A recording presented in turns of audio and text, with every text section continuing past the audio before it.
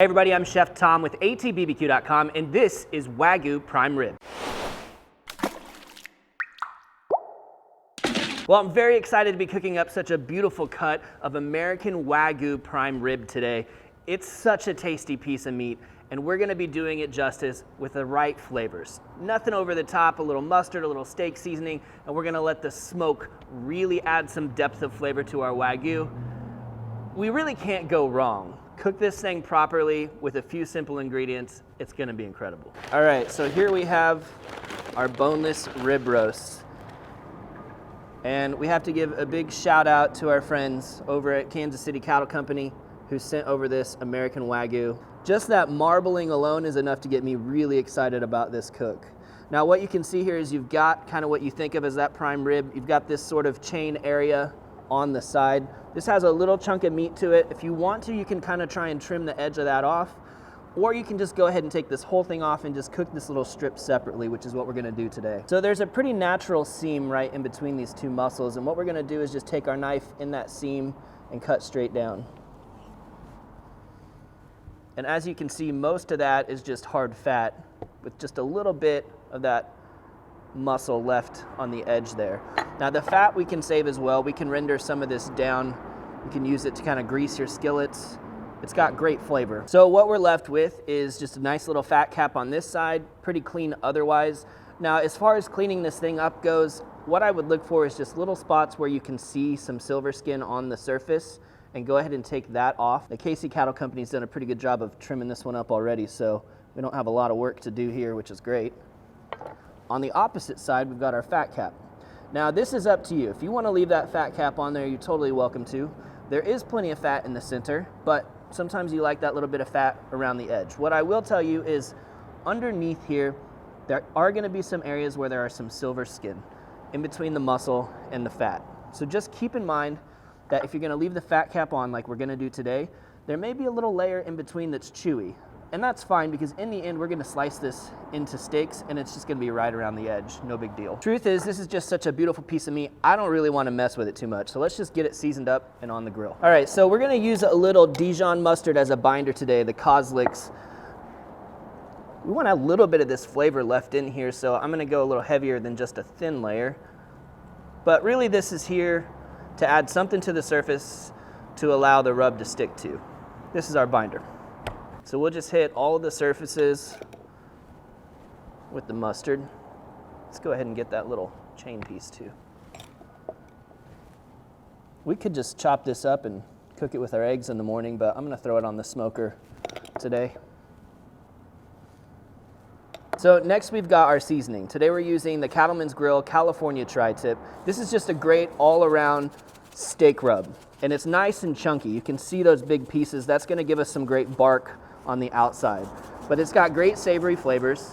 Of course, you've got, salt and pepper, some garlic, but a lot of dehydrated vegetables in there as well, like some bell pepper. I put this stuff on everything from chicken to vegetables to beef to pork chops. But the idea here is that a pretty versatile, savory steak rub with some nice big chunks in it. So we're gonna get all surfaces covered here. Big old fatty piece of beef, so we can cover the outside all right. And then what we're gonna do is we're gonna truss this thing up. We're gonna tie it so that it holds that beautiful round shape. So we're gonna take our kitchen twine here. I'm gonna pull a lot of this out of here. Honestly, you could just do this in individual ties, just loop around, tie it, move to the next one. But we're gonna do it all in one long one today. So I'll give myself a little extra room. So what I'm gonna do is start here at the beginning, right at the end. Loop this around a couple times, tie that up nice and tight, and that's kind of our jumping off point. So from here, we're just gonna kind of create a loop here, pull it underneath, and move back. And then we're just gonna try and space these evenly, roughly about 1 inch apart. So I'll cinch this to make sure it's tight, and then I can move on and do the next one. All right, so that's gonna be about our last tie there. So what we're gonna do is just come around the bottom now, pull this around to the other side, and then we'll loop underneath our first little round there. and we'll tie this off.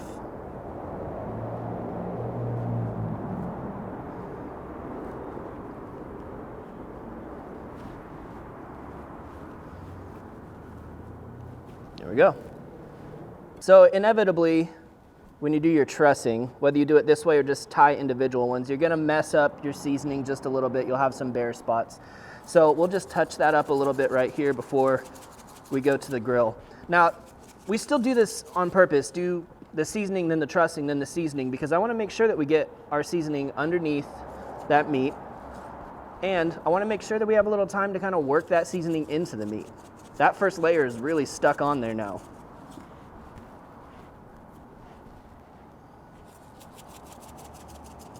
All right, so just touch it up a little bit. Use what's on the board, but essentially this is ready to go to the grill. So today we're cooking on the Yoder Smoker's YS640S pellet grill. We're using a technique called the reverse sear. So essentially what we're doing is we're starting low and slow, cooking this at 250 degrees with our hickory pellets.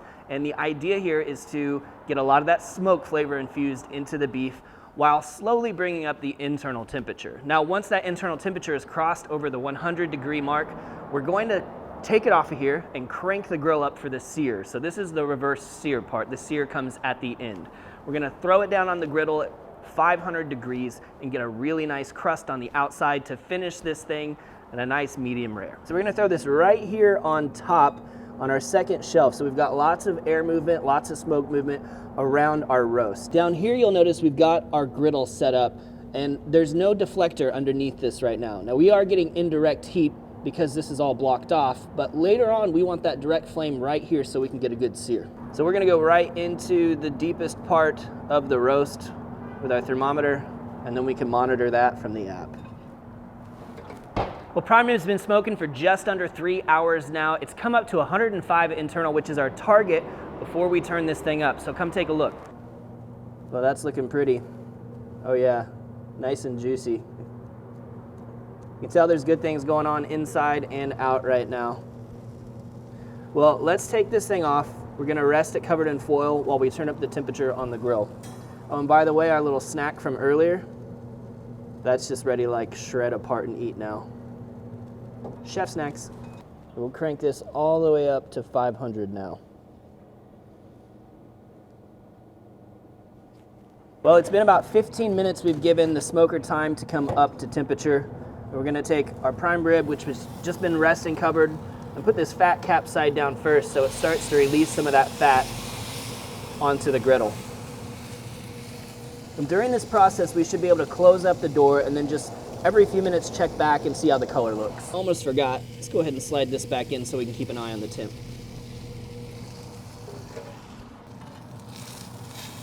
So we're essentially just gonna roll this thing around and try to get a nice bit of sear on all sides. Oh yeah, that is looking beautiful. Just look at the color on the surface there. That's what we're going for. All right, we have reached 120 on the internal temperature, so we're gonna pull this thing off to finish.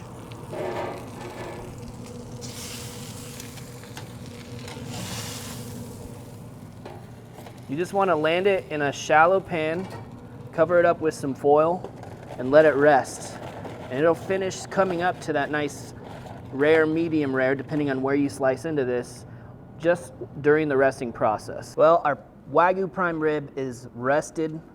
We're gonna get rid of our kitchen twine here and slice this thing open. I definitely like to be a little bit delicate about getting rid of the twine because there is some seasoning attached to it and we don't wanna lose that with the twine. Let's give a slice.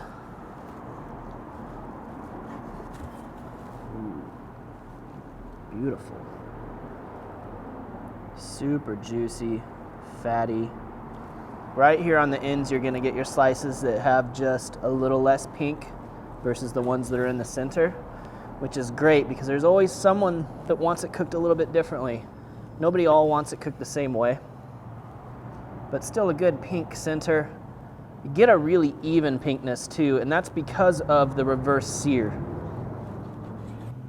This whole roast comes up very evenly in temperature because we're doing it slowly. And then when we finish it off with that high heat sear, we get the crust and the flavor on the outside that we really want. So as we get down to the deeper part, you can see that deeper pink red hue for those that like it closer to the rare side. But all the way throughout, great juiciness. And part of that's due to that rest. You got to give it some time for those juices to redistribute. That way your slice down here at the end, it's going to have juice coming out of it, just like the ones in the middle. All right, I'm going to take this is my favorite bite right here, right there. Look at the crust on that right there. Nice and crunchy. Ooh, great flavor. Wow. That just melts. It's just gone. That fat is rendering. That Wagyu fat just rendering, coating your mouth. And the muscle fiber is just very little resistance. That's dang good. You know, it's a simple process, really, the reverse sear, but it's a fantastic technique that pays off huge in flavor, especially when you're using a quality steak rub like the California tri-tip on a beautiful piece of meat like the American Wagyu that we got today from KC Cattle Company. Thank you guys so much for hooking us up. Go check out KC Cattle Company. Thank you guys so much for watching. Be sure to check out allthingsbbq.com for all the products featured in today's video. If you enjoyed the recipe, hit that subscribe button. And if you have any questions or comments or there's anything you'd like to see me cook, let me know in the comment section down below, and let's be good to one another. For more recipes, tips, and techniques, head over to allthingsbbq.com/thesauce. All things barbecue, where barbecue legends are made.